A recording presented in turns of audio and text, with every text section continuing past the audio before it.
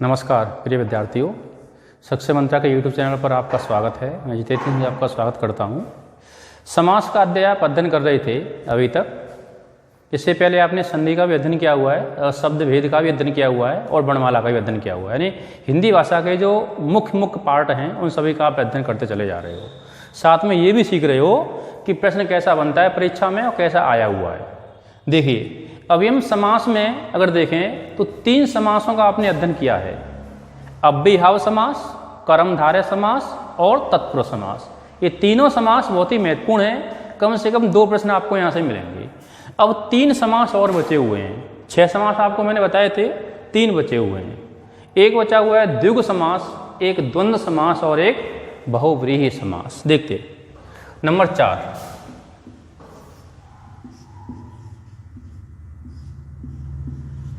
द्विगु समास।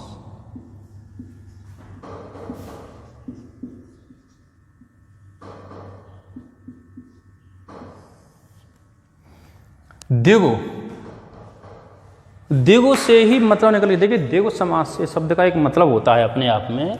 आप जानोगे कि द्विगु का मतलब है संख्यावाची। यानी ये समझिए सीधी सीधी पहचान कि जहां द्विगु समास होगा उस पद में पूर्व पद संख्यावाची होगा। सीधी पहचान। देखिए, पहचान। आपको राम कथा से कोई मतलब नहीं है, केवल पद की पहचान आपको पता होनी चाहिए। पहचान ये है कि पूर्व पद संख्यावाची होगा। पूर्व पद क्या होगा? संख्यावाची होगा।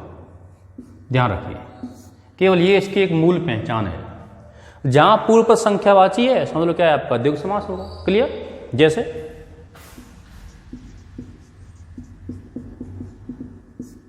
देखिए, जैसे एक पद आता है तुम्हारे लिए, बहुत कई बार परीक्षा में आया हुआ है, चौराहा। कई महत्वपूर्ण परीक्षा में आता रहता है चौराहा। चौराहा, राहा आप जानते हैं रास्ते को बोलते हैं, और चौर यानी चौकमीज क्या होता है? 4 हो गया। एक संख्या भाई शब्द हुआ। आगे देखो, पद है नवरात्र। पद है तुम्हारा त्रिफला। और भी पद हो सकते हैं। पहले इन्हीं को देखिए। चौराहा में संख्यावाची लगा हुआ है, नवरात्र में संख्यावाची लगा हुआ है और त्रिफला में संख्यावाची लगा हुआ है। तीनों पदों में संख्यावाची है तो क्या होगा? द्विगु समास होगा। 4 राहों का समूह, यानी जब भी एक पद निकल के आता है द्विगु समास का तो वो एक ग्रुप का बोध कराता है, समूह व संज्ञा का बोध कराता है। 4 राहों का समूह, 9 रातों का समूह और 3 फलों का समूह। तो इसलिए पद किसके होंगे? तुम्हारे द्विगु समास के होंगे। अब देखिए, इसी में थोड़ी रोचकता और देखें। रोचकता इसकी ये है कि देखो, अगर आपने यहां लिख दिया दशाना। क्लियर? आपने यहां लिख दिया चतुर्भुज। अब कई विद्यार्थी यहां एक गलती कर बैठते हैं कि उन्होंने ये तो सीख लिया है कि पूर्व पद संख्यावाची होगा तो द्विगु समास होगा। क्लियर? संख्यावाची यहां भी है, संख्यावाची यहां भी, इन दोनों में। लेकिन इस बात का भी ध्यान रखें, एक छोटा सा एक यहाँ नोट लिख लें अलग से, अपनी कॉपी में नोट कर लीजिए कि पद विशेष न होना चाहिए। पद विशेष नहीं होना चाहिए।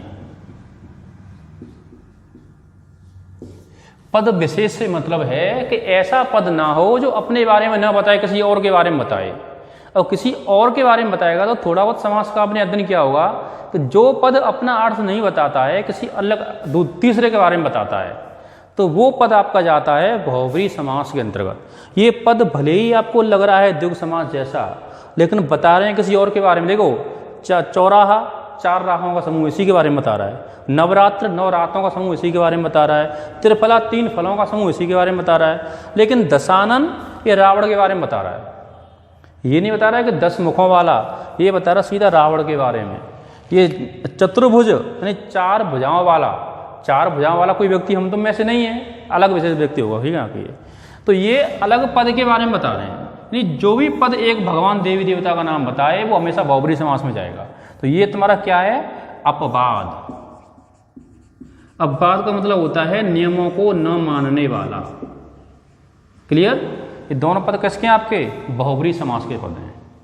तो ये था तुम्हारा द्विगु समास। आगे बढ़ते हैं। देखो केवल इतना ही ध्यान रखें और इतनी जानकारी सटीक जानकारी आपके लिए। देखो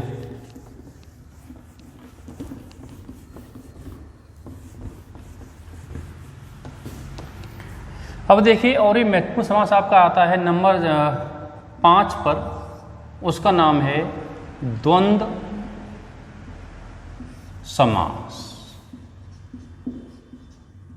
देखिए द्वंद्व से मतलब आपको थोड़ा बहुत पता होगा कि पहले द्वंद्व युद्ध होते थे, यानी द्वंद्व का मतलब होगा एक दूसरे पद एक समान हो लेकिन दोनों विलोम हो एक दूसरे के, उन दोनों में द्वंद्व होता रहे, जैसे रात दिन, माता पिता, ठीक है ना, पाप पुण्य।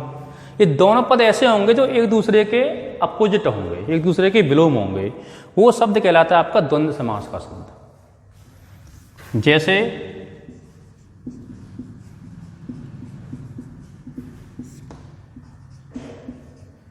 पाप पुण्य, क्लियर,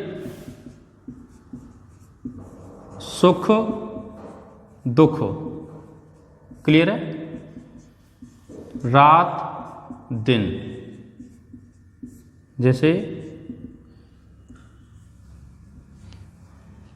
माता पिता। अब देखिए इन्हें तो आप समझ गए हो कि दोनों पद विलोम है, द्वंद्व समास का होगा। रोचकता इसकी ये है कि यहाँ दोनों पद भले ही इनके बीच में योजक लगा हुआ है, कुछ विद्यार्थी ये समझ बैठते हैं कि जहाँ भी योजक लगा होगा वो द्वंद्व समास का उदाहरण होगा। योजक तो आपका तत्पुरुष समास के अंदर लगा हुआ था, आपने देखा था, जहाँ खट्टा मीठा मैंने लिखा था। योजक तो आपका अब भी हम में लगा हुआ था, जहाँ रातों रात लिखा हुआ था, हाथों हाथ लगा हुआ था, और योजक आपका यहाँ भी लगा हुआ। तो ऐसे कैसे पहचानोगे इस चीज़ के बारे में? इतना ध्यान रखें कि दोनों पद विलोम होने चाहिए, बस दोनों पद विलोम होने चाहिए और दोनों पद प्रधान भी होने चाहिए। तो दोनों पद प्रधान अपने आप ध्यान रखो। एक बात का और ध्यान रखें कि यहाँ पर बिना योजक वाला पद भी आ सकता है। बिना योजक वाला पद आएगा वो भी द्वंद्व समास का होगा। देखो जैसे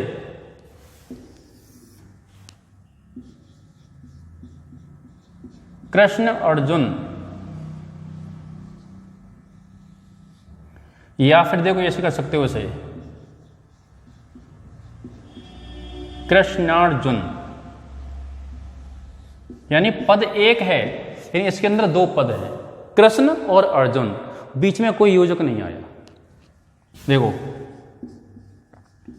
राजा रानी, बीच में कोई योजक नहीं आया, क्लियर। राधा कृष्ण, बीच में कोई योजक नहीं आया। यानी जरूरी नहीं है बीच में योजक आए, लेकिन ये जरूरी है कि दोनों पद एक दूसरे के विलोम होने चाहिए, दोनों पद जो है अपने आप में प्रधान होने चाहिए। तो किसका होता है वो? द्वंद्व समास का पद होता है। चलिए आगे बढ़ सकते हैं। देखो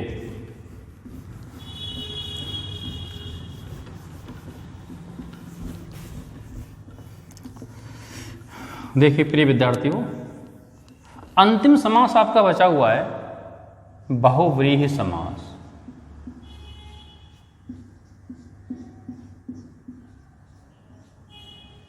बहुव्रीहि समास, क्लियर। देखो ध्यानपूर्वक, बहुव्रीहि यानी बहुत बड़ा समास कह सकते हैं, अपने आप में अपनी जानकारी के लिए कह सकते हैं कि बड़ा समास है। यहाँ पे ध्यान रखें कि दोनों पद कोई प्रधान नहीं होगा, ना तो पूर्व पद प्रधान होगा ना उत्तर पद प्रधान होगा। संस्कृत भाषा में महर्षि पाणिनि के द्वारा इसका एक परिभाषा दी गई है संस्कृत भाषा में कि अन्य पदार्थ प्रधानो बहुव्रीहि, यानी जिस समास का कोई तीसरा पद प्रधान हो, कोई अन्य पद प्रधान हो, उसे हम बहुव्रीहि कहते हैं। जैसे केवल इतना लिख लीजिए यहाँ पर, विशेष अर्थ देने वाला, विशेष अर्थ प्रकट करने वाला।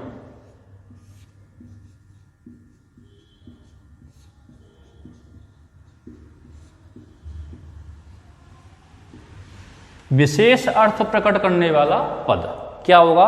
बहुव्रीहि समास। जैसे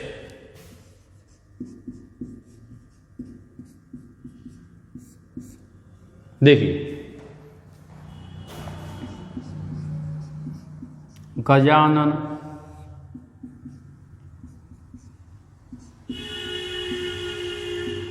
त्रिनेत्र,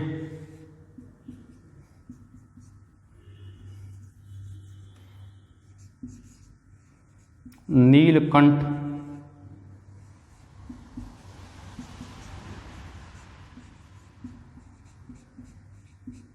चक्रपाणी,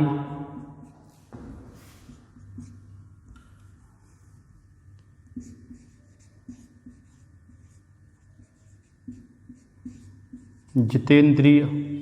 देखो, ये पद आपके उदाहरण स्वरूप दिए गए हैं। गजानन यानी गज है मुख जिसका, यानी गज है आनंद जिसका, अर्थात गणेश भगवान, अलग बता रहा अर्थ। त्रिनेत्र, तीन नेत्रों वाला, यानी इससे संबंध नहीं है, लेकिन त्रिनेत्र का मतलब क्या होगा? भगवान शिव शंकर। नीलकंठ, नीला है कंठ जिसका, ना हमारा नीला है ना आपका नीला है, वो तो कोई अलग ही व्यक्ति है, तो इसलिए क्या हुए? वाले विशेष हुए। तीन नेत्रों वाला, यानी जिसके तीन नेत्र हैं, हमारे दो नेत्र हैं, आपके दो नेत्र यहाँ रखिए, तो जिसकी विशेषता हम और आप में से अलग है, वो क्या है? बहुव्रीहि है। चक्रपाणी, इसकी उंगली में चक्र है, ना तो हमारे उंगली में चक्र है ना आपके उंगली चक्र है, विशेष व्यक्ति हुआ। जितेंद्रिय, इंद्रियों को जीतने वाला, ध्यान रखिए। जितेंद्रिय मतलब क्या होगा? इंद्रियों को जीतने वाला। तो इन पदों का अपने आप में क्या है? विशेष अर्थ है। जरूरी ये नहीं है कि इनका मतलब क्या है। इस साइड में जरूरी ये है कि इन पदों का मतलब विशेष अर्थ है या नहीं है। मान लीजिए कोई विद्यार्थी ये नहीं जानता है कि गजानन का मतलब क्या होता है, तो जरूर नहीं है। कोई विद्यार्थी ये नहीं जानता है कि त्रिनेत्र का मतलब क्या होता है, तो ये भी जरूर नहीं जान रहा वो। जरूरी ये है कि ये पद यहाँ ऐसे होने चाहिए जो कुछ अलग ही अर्थ बताएं, जो एक सामान्य अर्थ न बताए, किसी विशेष अर्थ के बारे में बताए अपने आप। अब देखो, कुछ पद आपको यहाँ दूंगा मैं। जैसे प्रधानमंत्री एक पद है, प्रधानमंत्री, तो ये भी मंत्रियों में एक प्रधान व्यक्ति होता है। पूरे देश के मंत्रियों में जो प्रधान है क्या हुआ? एक विशेष व्यक्ति हुआ, तो ये बहुव्रीहि समास में जाएगा तुम्हारा। ऐसे ही मृगेंद्र,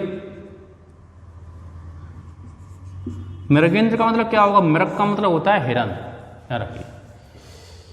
इंद्र यानी मृगों का जो इंद्र है वो कौन है? वो शेर है, ध्यान रखिए। तो ये भी एक जंगल का राजा को बोलते हैं, ये विशेष यानी विशेष पद हुआ अपने आप में। ऐसे अनहोनी, अनहोनी का मतलब क्या होता है? कि एक कोई विशेष घटना, यानी ये ऐसे पद हैं जो परीक्षाओं में आते रहते हैं, विद्यार्थियों को परेशान करते रहते हैं, तो परेशान होने की आवश्यकता नहीं है। कोई भी पद अगर आपका विशेष अर्थ प्रकट कर रहा है तो क्या होगा? वो बहुव्रीहि समास का ही होगा। तो आपने समास के अंदर अव्ययभाव, कर्मधारय, तत्पुरुष, अव्ययभाव, कर्मधारय, तत्पुरुष, उसके बाद में आपने देखा है द्विगु समास के बारे में, द्वंद्व समास के बारे में और बहुव्रीहि समास के बारे में। और एक समास आपने बीच में और पढ़ा था, न्याय तत्पुरुष समास का। तो समास में केवल इतना ही होता है। इस वीडियो के माध्यम से आप 3 या 4 प्रश्नों को आसानी से कर पाओगे, आपको सभी समास की पहचान पता हो गई। चलिए अब आगे बढ़ सकते हैं। आज के लिए बस इतना ही काफ़ी है। विशेष धन्यवाद।